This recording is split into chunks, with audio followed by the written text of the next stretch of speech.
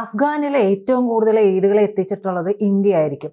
India അതുകൊണ്ട് തന്നെ അവർക്ക് ഒഴിവാക്കാൻ കഴിയില്ല. അതുകൊണ്ടാണ് അവരിവിടെ വരുന്നത് എന്നൊക്കെ പറയുമ്പോഴും എന്തിനാണ് താലിബാനെ പോലുള്ള ഒരു സർക്കാരിനെ, അഫ്ഗാനിലെ സർക്കാരിനെ നമ്മൾ എന്തിനാണ് പിന്താങ്ങുന്നത്, അല്ലെങ്കിൽ എന്തിനാണ് നമ്മൾ അംഗീകരിക്കുന്നത് എന്നുള്ളൊരു ചോദ്യമുണ്ട്. ഇതുപോലെ തന്നെയാണ് കാനഡയിൽ നടന്നൊരു സംഭവം. ഇന്ത്യയുടെ പോളിസി എന്താണ് എന്നുള്ളത് വ്യക്തമാകാതെ ചിലരെങ്കിലും അന്തിച്ചു നിൽക്കുന്ന ഒരു സന്ദർഭമാണ്. ആദ്യം ട്രൂഡോ സർക്കാർ വരുന്ന സമയത്ത് വലിയ കോളിളക്കം ഉണ്ടാകുന്നു. ഖലിസ്ഥാനികൾക്ക് വേണ്ടിയിട്ട് ട്രൂഡോ വാദിക്കുന്നു. ഈ ആഭ്യന്തരമന്ത്രി അമിത്ഷായ്ക്കെതിരെ വരെ ഡയറക്റ്റ് ആരോപണങ്ങളൊക്കെ ഉന്നയിക്കുന്നു. ഇതൊക്കെ ഉണ്ടായിരുന്നു. പക്ഷെ നേരെ തിരിച്ച് അവിടെ പെട്ടെന്ന് ഒരു സർക്കാർ മാറുന്നു. ഇപ്പോൾ ഇന്ത്യയോട് ചേർന്ന് നിൽക്കുന്ന ഒരു സർക്കാർ വരുന്നു.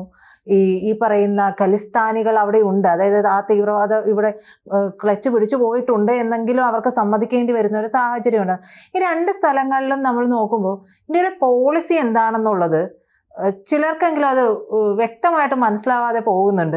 എന്താണ് ഇങ്ങനെ ഒരു സർക്കാരിനൊപ്പം താലിബാൻ എന്താണ് എന്നുള്ളത് ഇന്ത്യയെ ആരും പറഞ്ഞു പഠിപ്പിക്കേണ്ട ആവശ്യമില്ല.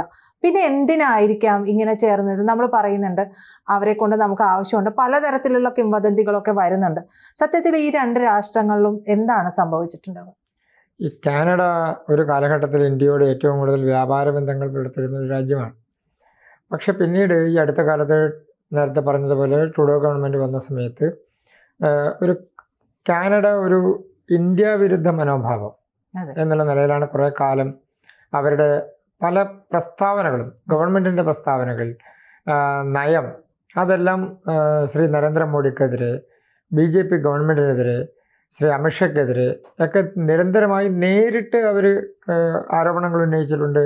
അവർ പലതരത്തിലുള്ള പ്രസ്താവനകൾ നടത്തിയിട്ടുണ്ട്.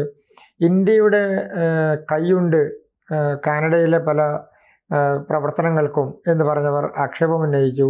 പക്ഷെ അന്നെല്ലാം നമ്മുടെ ഗവൺമെൻറ് അത് നിഷേധിച്ചു എന്ന് മാത്രമല്ല, അതിനൊരു തെളിവ് പോലും ഹാജരാക്കാൻ കാനഡയ്ക്കോട്ട് കഴിഞ്ഞിട്ടുമില്ല.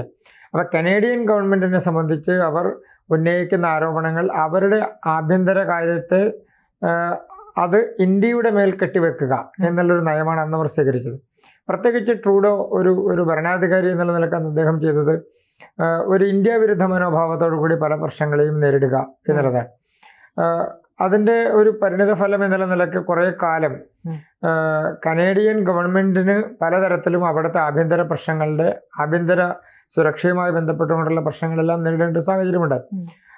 ഇപ്പോൾ കനേഡിയൻ ഗവൺമെൻറ് അന്ന് പറഞ്ഞൊരു പ്രധാനപ്പെട്ട വിഷയം, ഇന്ത്യയിൽ നിന്ന് പോയിട്ടുള്ള തീവ്രവാദ സംഘങ്ങൾ അല്ലെങ്കിൽ ഇന്ത്യക്കകത്തേക്ക് തീവ്രവാദം കൊണ്ടുവരാൻ കഴിയുന്ന ചില സംഘങ്ങൾ കാനഡ കേന്ദ്രീകരിച്ചുകൊണ്ട് ശക്തി പ്രാപിക്കുന്നു, അവർ കാനഡയ്ക്ക് ഭീഷണിയാകുന്നു എന്നുള്ളതാണ് ഒന്ന് കാനഡ അന്ന് ഉന്നയിച്ച ഒരു പ്രധാനപ്പെട്ട ആരോപണം. രണ്ട്, അതിനെ സപ്പോർട്ട് ചെയ്യുന്നത് ഇന്ത്യക്കകത്ത് നിന്നുള്ള തീവ്രവാദ സംഘടനകളാണ് എന്ന് പറയുന്നു. ഈ തരത്തിൽ വാസ്തവവിരുദ്ധമായിട്ടുള്ള അല്ലെങ്കിൽ നമ്മുടെ രാജ്യത്തിനെതിരെ ഒരു ആക്ഷേപം ഉന്നയിക്കുക എന്നുള്ളതിൻ്റെ അടിസ്ഥാനത്തിലാണ് അതെല്ലാം ചെയ്തിട്ടുള്ളത്. അതിൻ്റെ എല്ലാം പിന്നിൽ നമ്മൾ മറ്റൊരു തരത്തിൽ ആലോചിച്ചാൽ ഈ കാനഡ ഏറ്റവും സുദൃഢമായി ചേർന്ന് കിടക്കുന്ന ഒരു രാജ്യം എന്ന് പറയുന്നത് അമേരിക്കയാണ്. അമേരിക്കയുടെ ഒരു രാഷ്ട്രീയ നയവും അമേരിക്കയുടെ ഒരു സാമ്പത്തിക നയവുമാണ് കാനഡയ്ക്ക് എപ്പോഴും അവരുടെ പല പോളിസികളെ സംബന്ധിച്ചാണെങ്കിലും പല നിലപാടുകളെ സംബന്ധിച്ചാണെങ്കിലും ഒക്കെ അവർ ഒന്നുകിൽ സ്വാധീനിക്കപ്പെടുക, അതല്ലെങ്കിൽ അതിനനുസരിച്ച് അവർ ട്യൂൺ ചെയ്യുക എന്നുള്ളതാണ് ആ രാജ്യത്തിൻ്റെ നയം.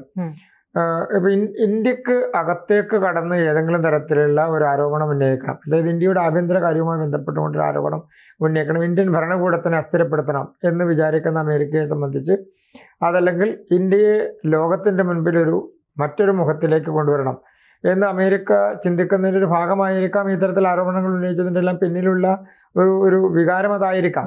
നമുക്ക് വ്യക്തമാക്കപ്പെടേണ്ട ഒരു വിഷയമാണത് പ്രധാനമായിട്ടും. പക്ഷേ എങ്കിൽ പോലും കാനഡ നമുക്കെതിരെ പ്രത്യക്ഷമായി ആ തരത്തിൽ ചില ആരോപണങ്ങൾ ഉന്നയിച്ച ഒരു രാജ്യമാണ്.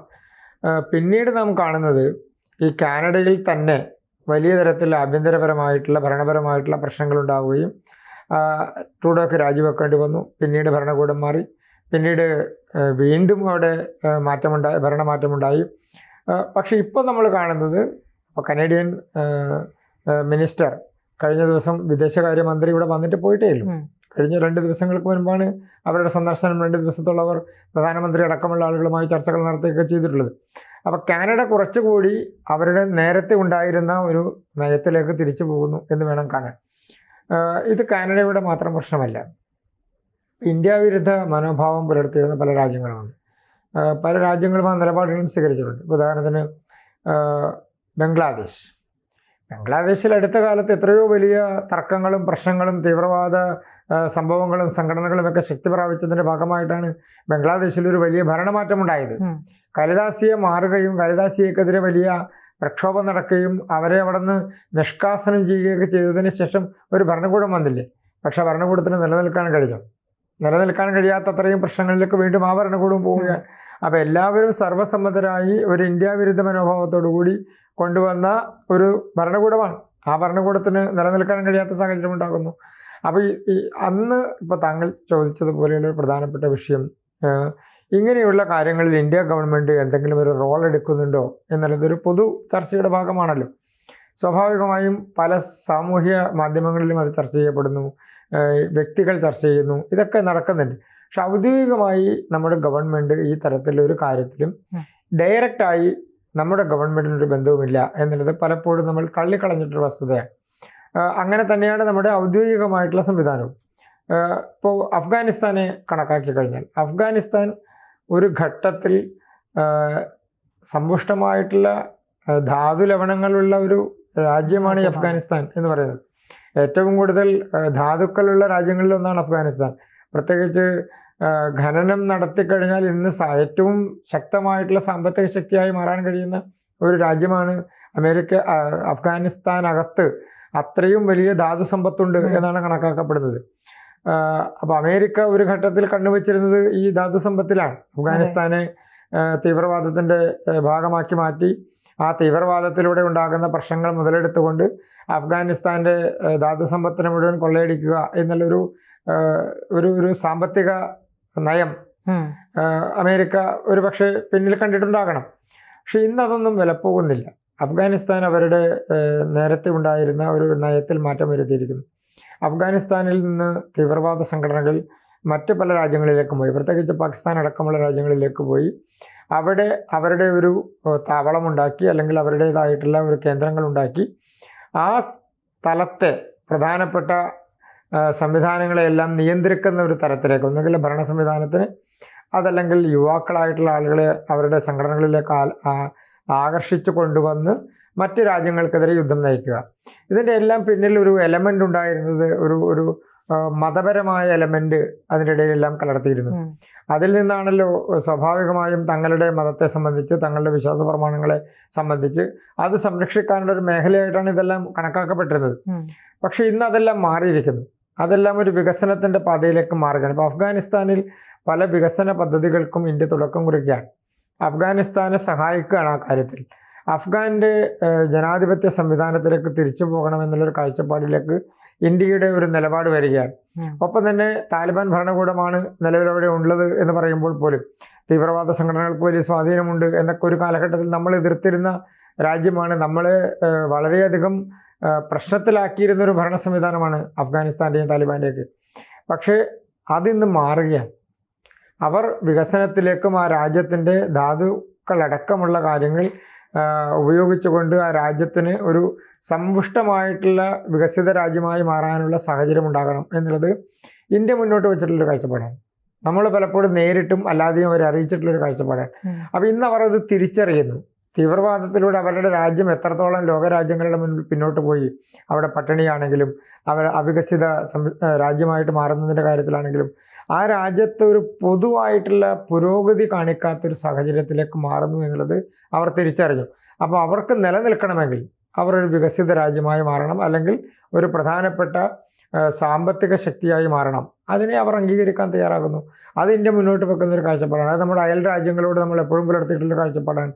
അതായത് തങ്ങളുടെ രാജ്യം വളരുന്നതോടൊപ്പം അയൽ രാജ്യങ്ങൾക്ക് കൂടി വളർച്ചയുണ്ടാകാനുള്ള അവരുടെ സാമ്പത്തിക നിലവാരവും അവരുടെ ജീവിത നിലവാരവും ഉയരാനായിട്ടുള്ള സാഹചര്യം ഉണ്ടാകണം എന്നുള്ളത്. അതുകൊണ്ടാണ് ഇന്ത്യ അയൽ രാജ്യങ്ങളുമായി നമ്മൾ പുലർത്തിയിരുന്ന നമ്മുടെ ബന്ധവും അത്രത്തോളം സുദൃഢമായിരുന്നു, സഹകരണവും സുദൃഢമായിരുന്നു. ആ സഹകരണത്തിനൊരു ഘട്ടത്തിൽ കുറവുണ്ടായത്, അല്ലെങ്കിൽ കുറവുണ്ടാകുന്ന തരത്തിൽ പ്രശ്നങ്ങളുണ്ടായത് ഈ തരത്തിൽ അമേരിക്കൻ ഇടപെടലുകൾ, ചൈനീസ് ഇടപെടലുകൾ, മറുഭാഗത്തുനിന്ന് പാകിസ്ഥാൻ ശക്തമായിട്ടുള്ള തീവ്രവാദ ക്യാമ്പുകൾ നടത്തിക്കൊണ്ട് ഈ രാജ്യങ്ങളെ അല്ലെങ്കിൽ ഈ പ്രദേശങ്ങളെയൊക്കെ തന്നെ ഇന്ത്യക്കെതിരായിട്ടുള്ള ഒരു വികാരമുയർത്തി അതിൽ നിലനിന്ന് ജീവിക്കാനായിട്ടുള്ള ശ്രമം നടത്തിയവരാണ്. ഇന്ന് പാകിസ്ഥാൻ ആ ശക്തി ഇല്ലാതായിരിക്കുന്നു, പതുക്കെ പതുക്കെ ചോർന്നുകൊണ്ടിരിക്കുകയാണ്. പാകിസ്ഥാനെ സംബന്ധിച്ച് അവർ വലിയ ആഭ്യന്തര പ്രശ്നത്തിലേക്ക് മാറിയിരിക്കുന്നു. ഒരു കാലഘട്ടത്തിൽ ഇന്ത്യയിലെ പല പ്രമുഖമായിട്ടുള്ള സംസ്ഥാനങ്ങളിലും പ്രദേശങ്ങളിലും ഒപ്പം തന്നെ തലസ്ഥാനത്തടക്കം നമ്മുടെ വ്യാവസായിക തലസ്ഥാനമടക്കമായിട്ടുള്ള മുംബൈ അടക്കമുള്ള സ്ഥലങ്ങളിൽ പ്രത്യേകിച്ച് നമ്മൾ വികസിച്ചുകൊണ്ടിരുന്ന പല സിറ്റി, ഇപ്പോൾ ബാംഗ്ലൂരിലാണെങ്കിലും ബോംബെയിലാണെങ്കിലും ഡൽഹിയിലാണെങ്കിലും ജയ്പൂരിലാണെങ്കിലും ഒക്കെ എത്രയോ ഘട്ടങ്ങളിൽ നമ്മുടെ ജമ്മു കാശ്മീർ അടക്കമുള്ള സംസ്ഥാനത്തെ മുഴുവൻ തന്നെ തീവ്രവാദത്തിൻ്റെ പിടിയിലേക്കും ഭീകരവാദത്തിൻ്റെ പിടിയിലേക്കെല്ലാം കൊണ്ടുപോകാനുള്ള ശ്രമങ്ങൾ നടത്തി. പക്ഷെ അതെല്ലാം ഇന്ന് പരാജയപ്പെട്ടു എന്ന് മാത്രമല്ല, അതിന് അന്ന് പാകിസ്ഥാൻ കോപ്പ് കൂട്ടിയതെല്ലാം ഇന്ന് അവർക്ക് തിരിച്ചടിയായി മാറിക്കൊണ്ടിരിക്കുകയാണ്. ഇപ്പോൾ ഇന്ത്യയുടെ സൈനിക ശക്തി എത്രയുണ്ട്, ഇന്ത്യക്ക് ആ തരത്തിലുള്ള തീവ്രവാദ ശക്തികളോട് ഏതെങ്കിലും തരത്തിൽ സന്ധി ചെയ്യാൻ കഴിയുമോ എന്നൊക്കെ ഉള്ളത് നമ്മൾ ശക്തമായി തിരിച്ചടിച്ചു.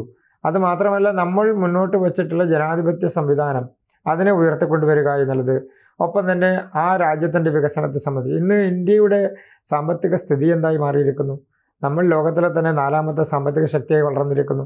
കഴിഞ്ഞ 10 വർഷം മുൻപ്, അതായത് 2013-14 കാലഘട്ടങ്ങളിൽ നമ്മൾ 10ാം സ്ഥാനത്താണ് നിന്നിരുന്നത്. വെറും 10 വർഷം 12 വർഷക്കാലത്തെ നമ്മുടെ രാജ്യത്തിൻ്റെ പോളിസി ചേഞ്ച് കൊണ്ട്, പോളിസിയാണല്ലോ ഇതിനകത്തൊരു പ്രധാനപ്പെട്ട വിഷയം, പോളിസി ചേഞ്ച് കൊണ്ട് ഇന്ന് ലോകത്തിലെ 4ാമത്തെ സാമ്പത്തിക ശക്തിയായി നമ്മൾ മാറിയിരിക്കുന്നു. അപ്പോൾ ഇന്ത്യയിലേക്ക് പണം മുടക്കാൻ കഴിയുന്ന, ഇന്ത്യയുടെ ഭരണകൂടത്തെ വിശ്വസിക്കാൻ കഴിയുന്ന, അത് സൈനിക ശക്തിയുടെ കാര്യത്തിലാണെങ്കിലും ആഭ്യന്തര സുസ്ഥിരതയുടെ കാര്യത്തിലാണെങ്കിലും, ഇനി അതല്ല നമ്മൾ പൊതുവെ ഉയർത്തിക്കൊണ്ടുവരുന്ന ശാസ്ത്ര സാങ്കേതിക രംഗത്തുള്ള വളർച്ചയുടെ കാര്യത്തിലാണെങ്കിലും ഒക്കെ നമ്മൾ ഇന്ന് വലിയൊരു ശക്തിയായി മാറുന്നു എന്നുള്ളത് പല ലോകരാജ്യങ്ങളെ സംബന്ധിച്ചും അവർ അസൂയയോടുകൂടിയും ഒപ്പം തന്നെ നമ്മളെ എങ്ങനെ തകർക്കണം എന്നുള്ള ഒരു ചിന്താഗതിയോടുകൂടി നടക്കുന്ന രാജ്യങ്ങളാണ്. പക്ഷെ ഇന്ന് അവർക്ക് അതിന് കഴിയുമോ എന്നുള്ളത് അവർ തന്നെ സ്വയം ആലോചിക്കുന്ന സ്ഥിതിയിലേക്ക് മാറി. ഇപ്പോൾ നേരത്തെ സൂചിപ്പിച്ച കാനഡയാണെങ്കിലും ബംഗ്ലാദേശ് ആണെങ്കിലും അഫ്ഗാനിസ്ഥാൻ ആണെങ്കിലും പാകിസ്ഥാൻ ആണെങ്കിലും ഒക്കെ നമ്മൾക്കെതിരെ ഉയർത്തിയിരുന്ന ഓരോ അവരുടെ ചുവടുകളും അതെല്ലാം പിഴക്കുന്ന സാഹചര്യമുണ്ടായി. അവർ അതിൽ നിന്ന് പിൻവലിയേണ്ട സാഹചര്യമുണ്ടായി. ഇന്ത്യക്കെതിരെ ആ തരത്തിലൊരു നയവും നിലപാടുമായി മുന്നോട്ട് പോകാൻ കഴിയില്ല എന്നുള്ള നിലപാട് ആ രാജ്യങ്ങൾക്ക് സ്വീകരിക്കേണ്ടി വന്നു. ഉദാഹരണത്തിന് റഷ്യ ഒരു കാലത്ത് നമ്മുടെ ഏറ്റവും വലിയ സുഹൃത്തായിരുന്നു. പിന്നീട് ചെറിയ കുറവുകൾ അതിൽ സംഭവിച്ചെങ്കിലും വീണ്ടും റഷ്യ വലിയ നമുക്ക് അനുകൂലമായ നിലപാടിലേക്ക് വരികയാണ്. അതോടൊപ്പം തന്നെ ചൈന, നമ്മളുമായിട്ട് എത്രയോ കാലമായി നിരന്തരമായി നമുക്കെതിരെ തർക്കങ്ങൾ ഉണ്ടാക്കുന്ന ഒരു രാജ്യമാണ് ചൈന. പക്ഷെ ഇന്ന് ചൈന അങ്ങനെ ഒരു ഭീഷണി ഉയർത്തുന്ന സാഹചര്യം അവർ പതുക്കെ പതുക്കെ ഒഴിഞ്ഞു മാറിയിരിക്കുന്നു. അപ്പോൾ ഇന്ത്യയുടെ ആഭ്യന്തര ശക്തി എന്താണ് എന്നുള്ളത് തിരിച്ചറിയാൻ ഏറ്റവും ഒടുവിൽ അമേരിക്ക നമുക്കെതിരെ വലിയ യുദ്ധപ്രഖ്യാപനം നടത്തിയല്ലോ. നമ്മുടെ ടാക്സുമായി ബന്ധപ്പെട്ടുകൊണ്ട് നമുക്കെതിരെ അമേരിക്ക കൊണ്ടുവന്ന യുദ്ധപ്രഖ്യാപനം ചെറുതല്ല. ലോകത്ത് നമ്മളെ തകർത്ത് കളയും, ഇന്ത്യയെ തകർത്ത് കളയും എന്നാണല്ലോ പറഞ്ഞത്. അത് ഏറ്റവും സുപ്രധാനമായിട്ടുള്ളത് ഇന്ത്യയുടെ ഈ തരത്തിലുള്ള വിഷയങ്ങളെ യഥാർത്ഥത്തിൽ ശക്തിയെ കാണാതെ അമേരിക്ക അടക്കമുള്ള സാമ്പത്തിക ശക്തികൾ ഇന്ത്യയെ തകർക്കാം എന്ന് വിചാരിക്കുകയാണ്. പൊഖ്രാൻ ആണവ പരീക്ഷണം നടത്തിയ സമയത്ത് അവർ അതിനുവേണ്ടി ഒരു ശ്രമം നടത്തി. നമുക്കെതിരെ ഒരു ഉപരോധം കൊണ്ടുവന്ന് നമ്മളെ തകർക്കാം എന്ന് വിചാരിച്ചു. പക്ഷെ അതിനെ നമ്മൾ വളരെ നിസ്സാരമായിട്ടാണ് അതിനെ അവഗണിച്ചും അതിനെ അതിജീവിച്ചും മുന്നോട്ട് പോയത്. ഇപ്പോൾ അമേരിക്ക നമുക്കെതിരെ വലിയ പ്രഖ്യാപനം നടത്തിയെങ്കിലും നമ്മളതിനെ യഥാർത്ഥത്തിൽ പറഞ്ഞാൽ അതിനെ തൃണവൽഗണിച്ചു എന്നാണ് പറയേണ്ടത്. ആ ഒരു പ്രസ്താവനയെ നമ്മൾ മൈൻഡ് ചെയ്തേയില്ല. നമ്മുടെ രാജ്യം മൈൻഡ് ചെയ്തില്ല, ഭരണകൂടം മൈൻഡ് ചെയ്തില്ല, ജനങ്ങൾ മൈൻഡ് ചെയ്തില്ല. ആകെ അത് മൈൻഡ് ചെയ്തത് പ്രതിപക്ഷ നേതാവ് ശ്രീ രാഹുൽ ഗാന്ധിയാണ്. അദ്ദേഹം പറഞ്ഞു ഇതോടുകൂടി നമ്മുടെ രാജ്യം ഇല്ലാതെയാകും എന്ന് പറയും. അതേ അമേരിക്ക ഇന്നിപ്പോൾ എന്താ നേരിടുന്നത്?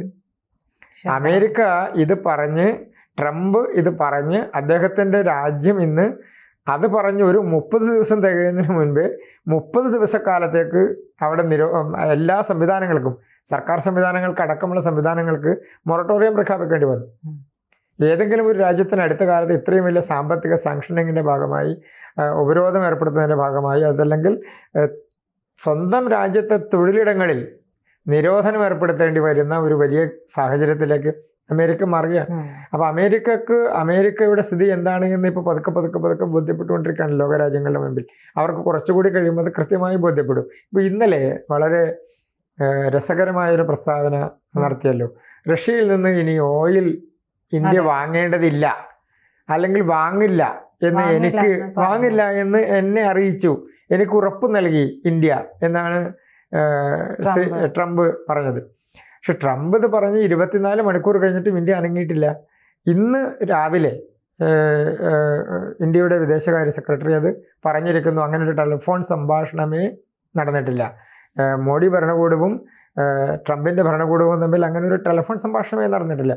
അപ്പോൾ ഇത് അമേരിക്കൻ ഭരണകൂടം പതുക്കെ തിരിച്ചറിയാൻ. ഇപ്പോൾ ഉദാഹരണത്തിന് അമേരിക്കയിലെ സെനറ്റർമാർ, അമേരിക്കയിലെ കോടതികൾ, അമേരിക്കയിലെ ജനാധിപത്യ മൂല്യം ഉയർത്തിപ്പിടിക്കുന്ന ആളുകൾ, അവരെല്ലാവരും തന്നെ ഇന്ത്യയോട് അമേരിക്ക ഈ തരത്തിലൊരു നയം സ്വീകരിക്കുന്നത് ശരിയല്ല, ലോങ് ടേമിൽ അത് അമേരിക്കക്ക് ഗുണം ചെയ്യില്ല എന്ന് അവിടുത്തെ ആളുകൾ അമേരിക്കയെ ബോധ്യപ്പെടുത്താൻ വേണ്ടി ശ്രമിക്കുകയാണ്, ആ ഭരണകൂടത്തെ ബോധ്യപ്പെടുത്താൻ വേണ്ടി ശ്രമിക്കുകയാണ്.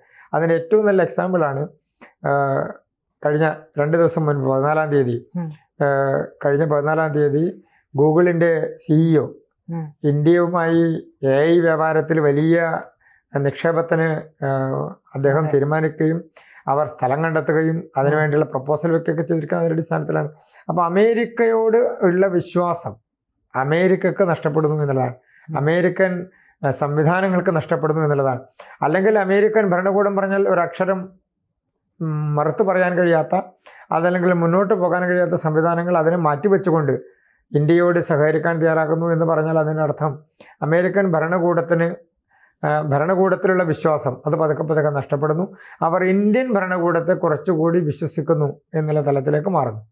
കൂടുതൽ വാർത്തകളും വിശേഷങ്ങളും നിങ്ങളിലേക്ക് എത്താൻ ABC മലയാളം സബ്സ്ക്രൈബ് ചെയ്യുക, ബെൽ ബട്ടണും അമർത്തുക.